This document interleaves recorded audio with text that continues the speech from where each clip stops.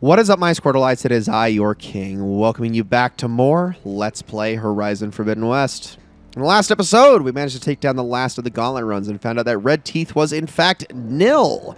Someone we haven't seen since Zero Dawn. Someone we thought was dead, because I'm pretty sure we killed him in Zero Dawn, or at least we thought we did.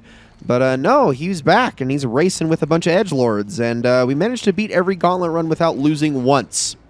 I don't know how it happened. Those things are so much harder than I made them seem. I promise you. You have to be extremely aggressive. And even then, sometimes it's not enough because the rubber banding, especially in the last two races, is just nonsense. It's ridiculous. Regardless, we got that done. Got ourselves a warbow for our trouble, which I don't even like all that much. And we also got some collectibles, the last collectibles actually, some war totems.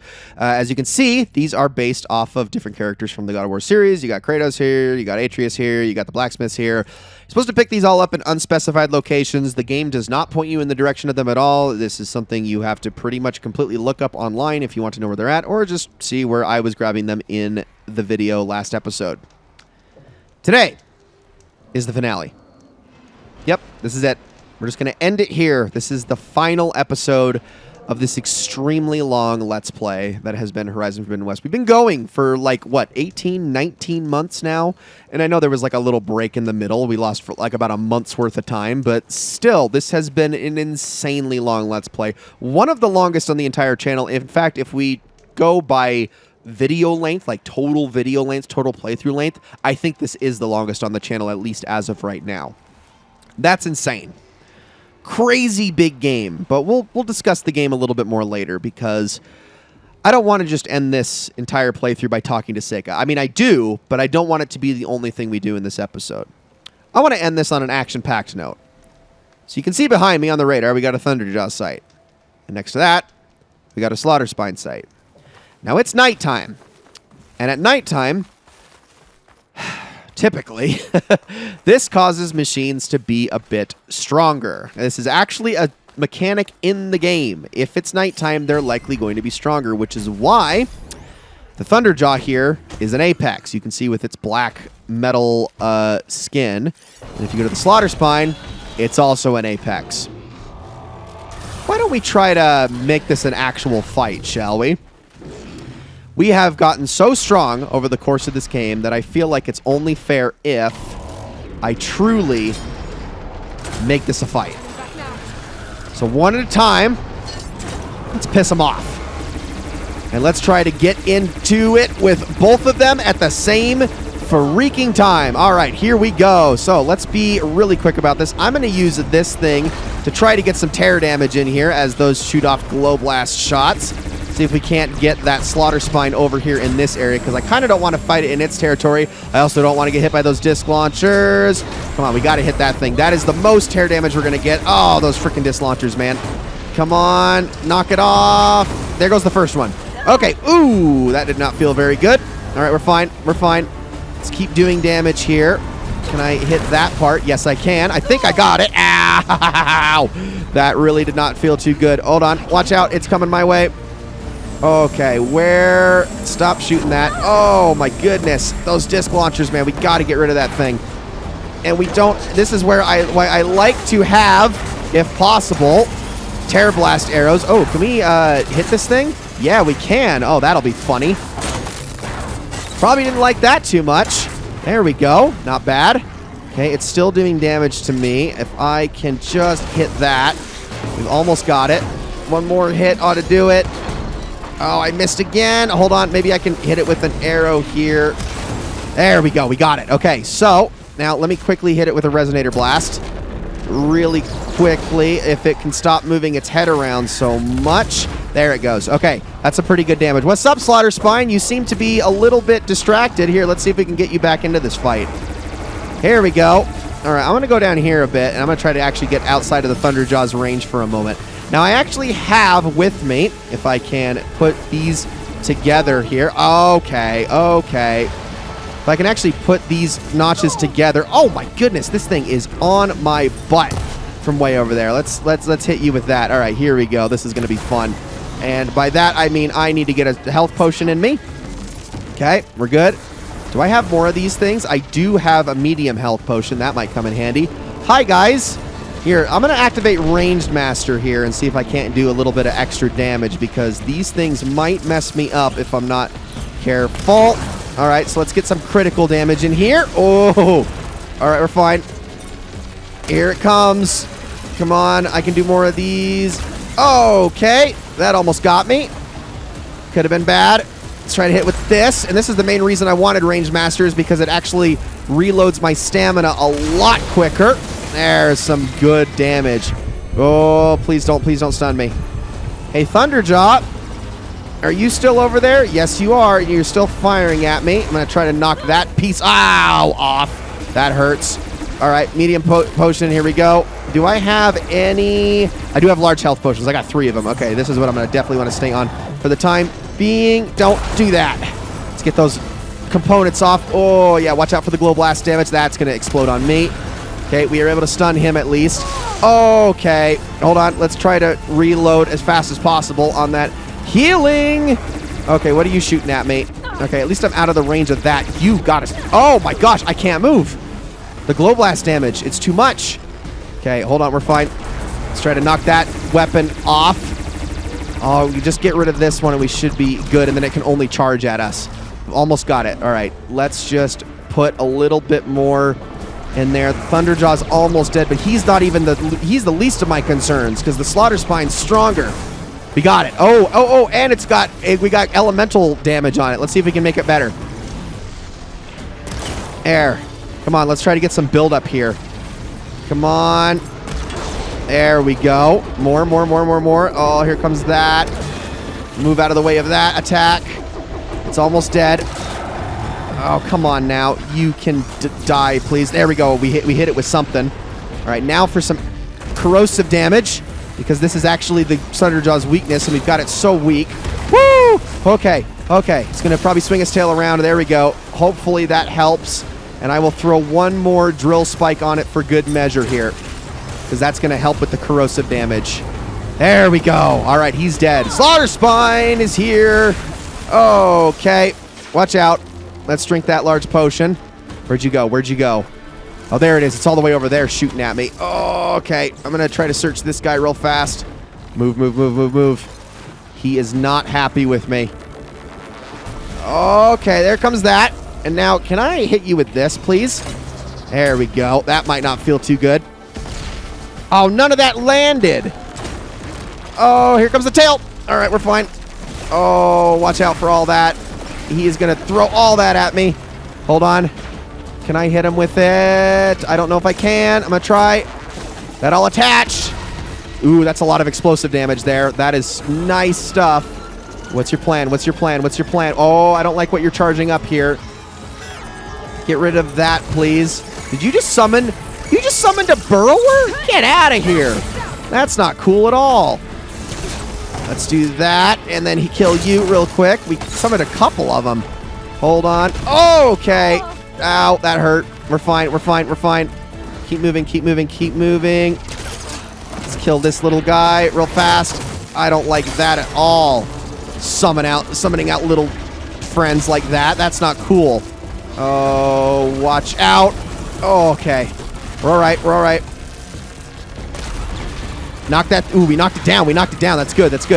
Oh, what the heck? Are you kidding me? Okay, first of all, we're getting this guy first. And now that he's hit with that, if I can just get that on the head. Oh, I'm missing. All right, hold on. Protect your ears for a second, Aloy. Resonator Blast. There we go. Okay, you need to go away. I said now. Go away. Die. Okay, let's keep going. Those are freaking tracking burrowers, too. All right, everything's okay. Let's throw out Range Master again. Get some damage in here. And I am going to immediately switch to these so I can hit you with that. Oh, there we go. Let's get some more arrows out. That only used 2, which is awesome. Okay, now if I can stay on this, I'm going to hit your spines here. Knock a bunch of those out.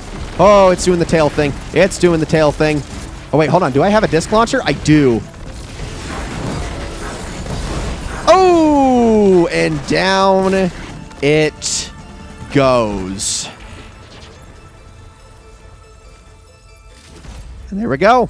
That right there, the two together, is supposed to be, anyway, the hardest fight in the entire game. It's also debatable that the two Tremor Tusks that you can fight way the heck up in here. I'll see if I can show the spot.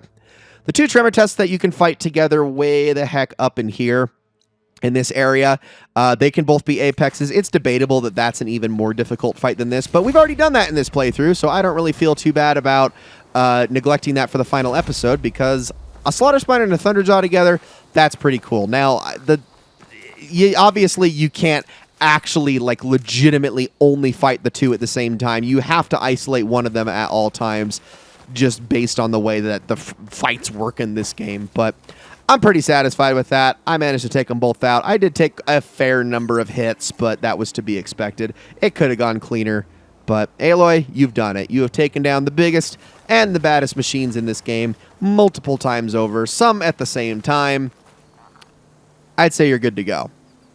Also, you look really tired. All right, I think that's enough action for one day. Let's head back into our quests.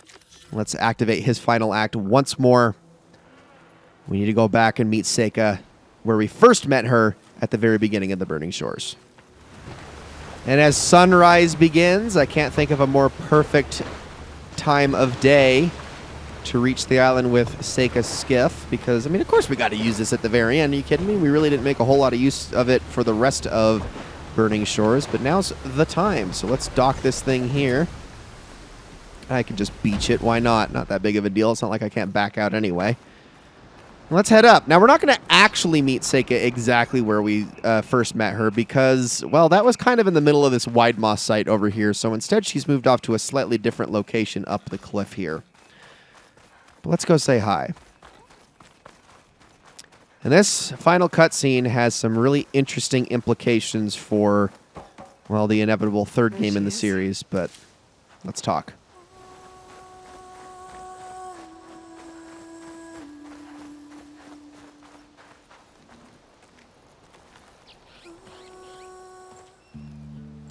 You must feel pretty good. Got your sister back, your people. What's next for the woman of the hour? You're the one who ripped apart a metal devil from the inside. I think you should get a bit of credit, too. Maybe a little. As for what's next, the Admiral's going to need my help to reunite our half of the expedition with Alva up north. And after that, I don't know. I don't think things will ever be the same with my sister or my people. You're not gonna sail back with him? I want to see home again. Someday. But things have changed. The Quen don't know what to do with me, and I don't know where I fit in. I guess you know what that's like. Yeah. For a long time, I hated the idea of home. For me, it meant where I grew up, where I wasn't wanted. But the thing is, the last few months, I've realized that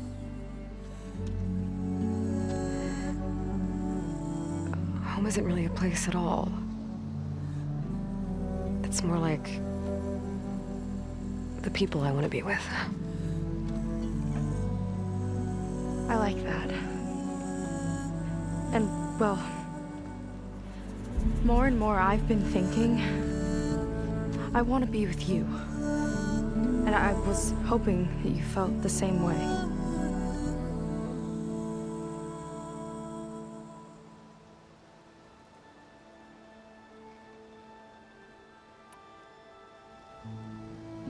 And what if I do? I think I know how to handle it.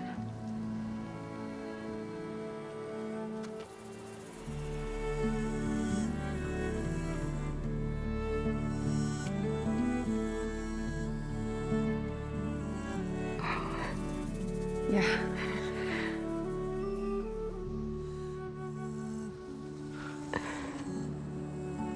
Seika, I have a long road ahead of me. I know. There are things I have to do too, but it's enough to know how you feel. I don't know when I'm gonna see you again. Me either. But no matter what happens, just don't forget about me. Okay? Never.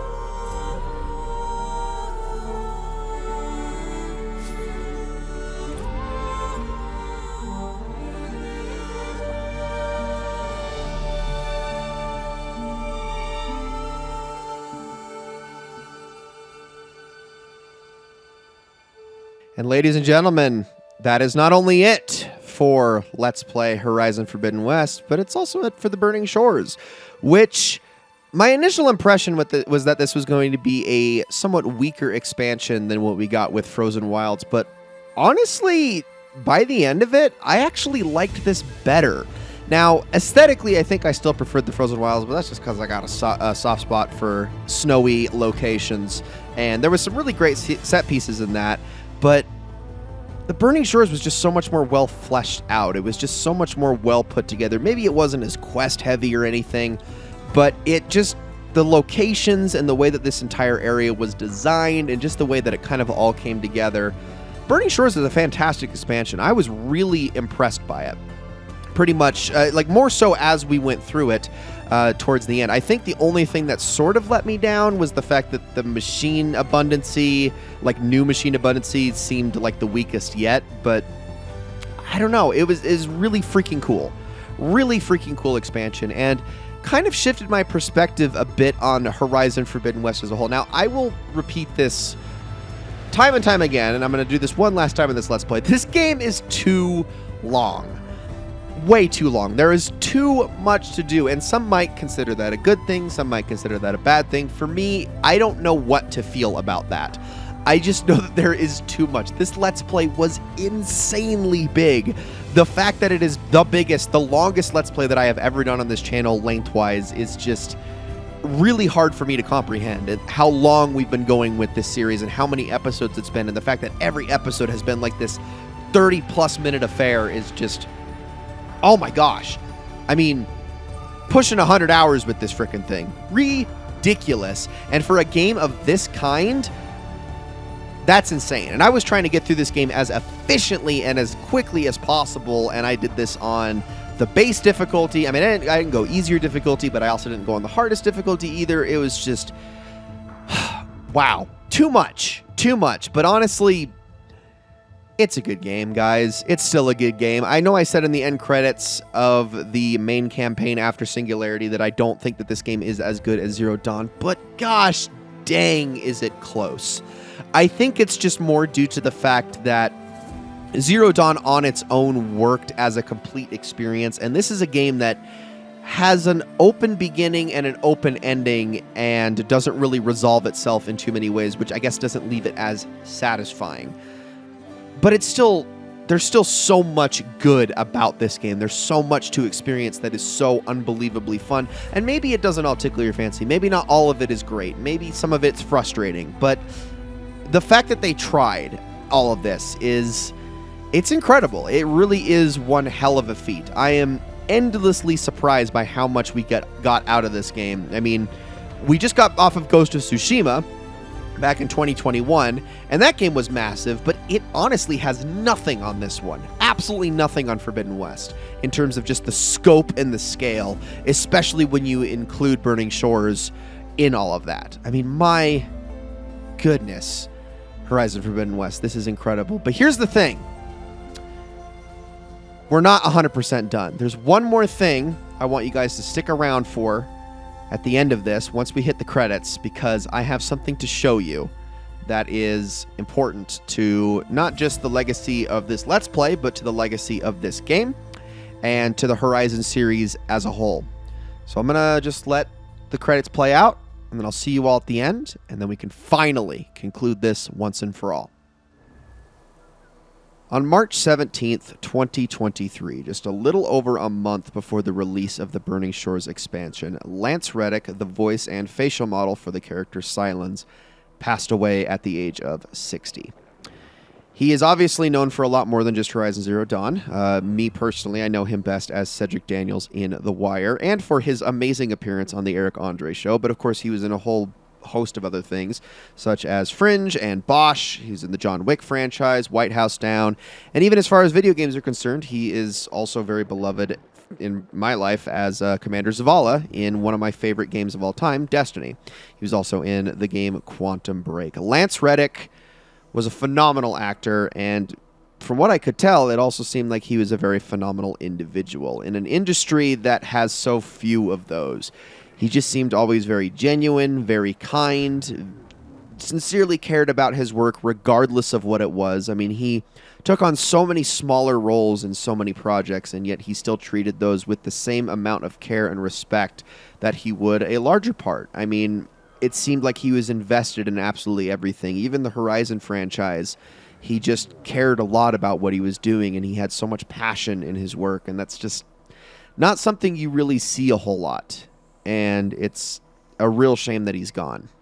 Now, in his memory, Guerrilla decided to erect a little memorial here at the edge of actually the same island that we started this expansion on and met Seika at, and also just had our last conversation with Seika at. It's here on the same island, just overlooking where the lava river runs down, just below where the Horus was originally perched before it obviously came down the mountain.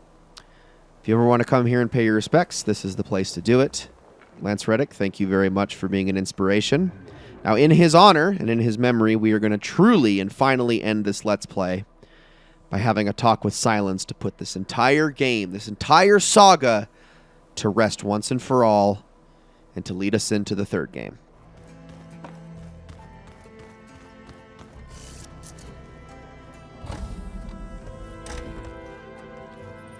You're back. And after mingling with the Quen, I imagine that you're eager for some intelligent conversation. There are some pretty special people among the Quen. If you dropped down to Earth once in a while and did a little mingling yourself, you might realize that. I have more important matters to deal with. Like the data you recovered from Londra. You found a lead. Indeed. A log entry he wrote shortly after the Zeniths escaped the destruction of their colony. I'll send it to you. There is much to unpack, but most importantly, Londra theorizes about how Nemesis might be countered. His musings include a list of 21st century corporations that manufactured state-of-the-art weapon systems. It's possible that one of these weapons could be deployed against the enemy. I'll have to investigate each company, of course, locate their facilities, unearth their technologies, determine their efficacy and whether they can be brought back online. All by yourself, huh? Well, don't get me wrong, I'm glad you found something that can help. But I've been wondering why you stayed behind with us. It's the challenge, isn't it? The chance to prove you've got the biggest brain of all. my reasons are mine alone. And that's why you'll always be alone.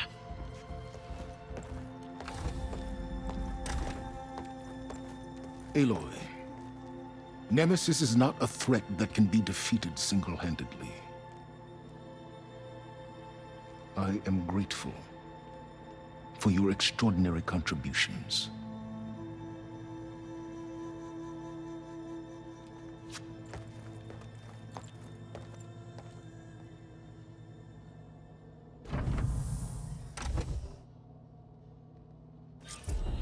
Oh, Sylens. We might thaw that icy heart of yours yet. Now let's see what he found.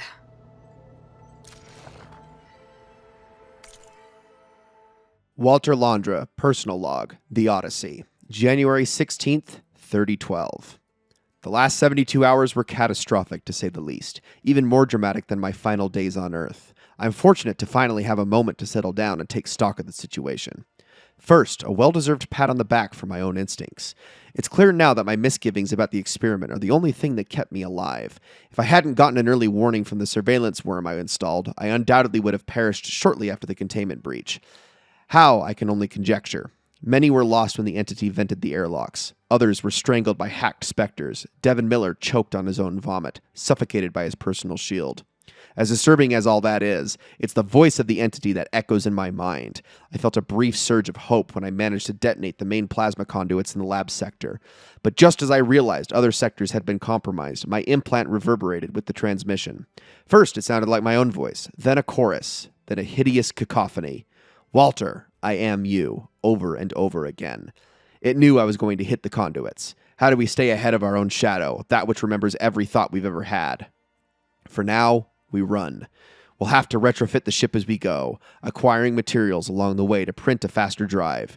I agree with Tilda. We must head for Earth, as it's the only place we can gather additional technology and biomass to improve our chances over the long haul. Though I'll be damned if I'll spend the rest of eternity trapped with the likes of Gerard Beery, Eric Visser, and Verbena Sutter. Sooner rather than later, I'll have to find a way to cut ties with the detestable crew. All that said, I keep hearing its voice in my head, and when I do, a singular fear grips me. What if it catches up with us? Is there any way to fight it? Not with the tools we have now. It knows them too well. But maybe the answer lies in the unknown, back in the ruins of Earth. The 2050s and 2060s were a golden age for defense conglomerates. Surely, buried among all those testing grounds and R&D labs, there must be a weapon or prototype that will throw the enemy for a loop. It bears looking into. Off the top of my head, some places to start? FAS. I doubt even a fleet of Horus units could halt this foe, but if I know Ted, right before he blundered into ending the world, he was grasping for his next blockbuster. Metallurgic. My erstwhile competitors poured a lot of resources into defense after it became clear they couldn't beat me in materials acquisition. Recorp. Cheap drones and misfiring railguns for bottom feeders and petty autocrats, but once upon a time, they had a blue-chip research division. Certainty. If I recall, they employed quite a few semi-reformed black hats with interesting ideas about military decryption. Gideon, an obnoxious family to be sure, but they developed a number of state-of-the-art systems before FAS ate their lunch. Faint hopes, all of them, but hopes nonetheless. No question, our best course is to stay ahead of the monstrosity, the self-created nemesis. But if flight fails, I'm not going down without a fight. So one way or another, I'll need a dagger in my boot. And our old home is the best place to find one. Silence is right. Landra's thoughts could really help us in the fight against Nemesis. Ladies and gentlemen, that's going to be it for this episode and this Let's Play of Horizon Forbidden West.